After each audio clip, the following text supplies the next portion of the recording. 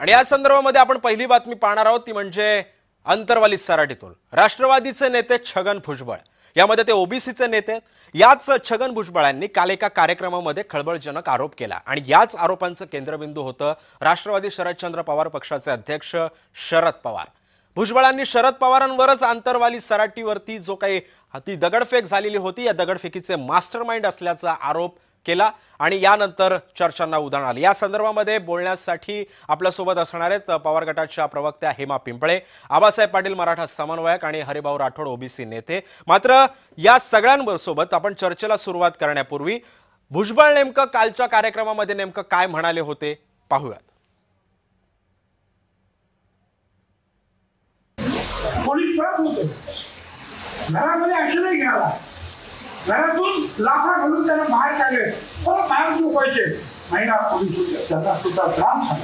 84 police महिलांसहित महिला पोलिसांसहित हॉस्पिटलमध्ये गेले। हा रेकॉर्ड आज सुद्धा हॉस्पिटलमध्ये जाऊन तिथे पहा आणि वर्तमानपत्रात सुद्धा फोटो आलेले आहेत। आणि या संदर्भामध्ये बोलण्यासाठी आपण सर्वप्रथम जाऊयात पवार गटाच्या प्रवक्त्या हेमा पिंपळेंकडे। हेमाताई, तुम्ही भुजबळांचं वक्तव्य ऐकलं तेव्हा सुद्धा जेव्हा ही दगडफेक झालेली होती, दगडफेक उसळलेली होती, तेव्हा सुद्धा अनेकदा टीका सुद्धा झाल्या की याच्या मागे पवार असू शकतात आणि तेव्हा जेव्हा जरांगेंचं आंदोलन मोठ्या टप्प्यामध्ये होतं तेव्हा पवारांनी सुद्धा जाऊन भेट घेतली। मात्र आता असं काय झालं असेल की थेट भुजबळांनी आता पवारांचंच नाव घेतलंय? सर्वप्रथम मी सगळ्या प्रेक्षकांना नमस्कार करते सर, आपल्यालाही नमस्कार करते। आपण जो प्रश्न आज उपस्थित केलेला आहे, मला प्रथम हे छगन भुजबळ साहेबांना, आदरणीय छगन भुजबळ साहेबांना विचारायचंय की ते नेमके कोणत्या पक्षात आहेत, कारण ते भाजपची देवेंद्र फडणवीसची भाषा सातत्याने बोलत असतात। आता त्यांचं जे म्हणणं आहे की शरद पवार साहेबच यामध्ये मास्टरमाइंड आहेत वगैरे वगैरे किंवा स्थानिकचे आमदार, माझ्या माहितीप्रमाणे, कारण मी बीडची आहे, मराठवाड्यातली आहे, अगदी लगतच्या जिल्ह्यातली आहे आणि मीही तिथे जात होते, मनोज जरांगे पाटील हे कुठल्याही पक्षाचे नाहीत। सर्वसामान्य मराठा गरीब समाजाला आरक्षण मिळावं आणि त्यांची लेकरं बाळ शैक्षणिक दृष्ट्या सामाजिक दृष्ट्या समृद्ध व्हावी हा एकमेव उद्देश मनोज जरांगे पाटलांचा आहे। आता पवार साहेब भेटायला गेले, अहो ज्या पवार साहेबांनी 1994 जो 1953 ला कालेलकर आयोग आला होता आणि त्यानंतर व्हीपी सिंग सरकारने जो मंडल आयोग आणला त्याच्या तरतुदी किंवा शिफारशी जशाच्या तशा राबवण्याचं काम 1994 ला GR आणून केलं ना।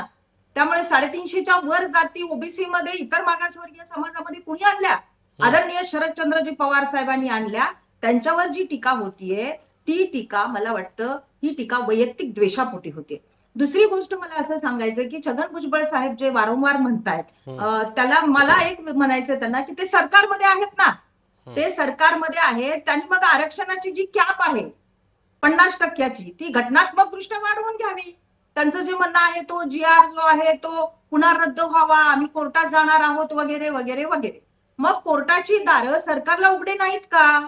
ज्यावेळी मनोज जरांगे पाटील हे मुंबईमध्ये बसले होते उपोषणाला, त्यावेळी त्यांनी जो GR काढलेला आहे त्यामध्ये पात्रची जी कॅप होती ती हटवली। त्यामुळे छगन भुजबळ साहेबांना असं वाटतंय की ओबीसीवर अन्याय होतोय। माझं असं मत आहे की ओबीसीवरही अन्याय नाही, मराठा समाजावरही अन्याय नाही। आदरणीय शरदचंद्रजी पवार साहेब हे ज्यावेळी अंतरवली सराटीमध्ये गेले त्यावेळी कुठल्या एका समाजाचं प्रतिनिधित्व करायला गेले नव्हते। या राज्यामध्ये सामाजिक ऐक्याची जी पूर्वपार चालत आलेली संस्कृती आणि परंपरा आहे ती अबाधित राहावी याचं दायित्व मला वाटतं जे ज्येष्ठ नेते आहेत त्यांनी घ्यायचं असतं। जो लाठीचार्ज झाला तो कुणाच्या सांगण्यावरनं झाला छगन भुजबळ साहेब, ते एकदा सांगता का आपण? आणि आता मला तर वाटतं छगन भुजबळ साहेब हे राज्याच्या सरकारमधील मंत्री आहेत, ते कोणते मंत्री आहेत हे सुद्धा महाराष्ट्रातल्या जनतेला माहिती नाही। कारण छगन भुजबळ साहेब हे सगळ्या महाराष्ट्राचे मंत्री आहेत, ते आता सोयीस्करपणे विसरलेले, ते फक्त एका समाजाचे मंत्री आहेत अशा प्रकारचं जे चालू आहे ते अतिशय खेदजनक आहे।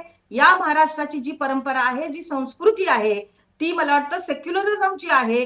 हा वारकरी हाच मुद्दा घेऊन हेमाजी मी आता आबासाहेब पाटलांकडे जाणार आहे। मराठा समन्वयक आबासाहेब पाटील सुद्धा आपल्या सोबत या चर्चेमध्ये जोडले गेलेले आहेत।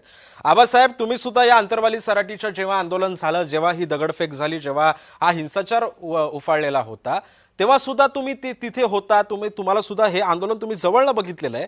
मात्र या सगळ्यामध्ये सुद्धा तेव्हा सुद्धा पवारांवरती बोट ठेवलं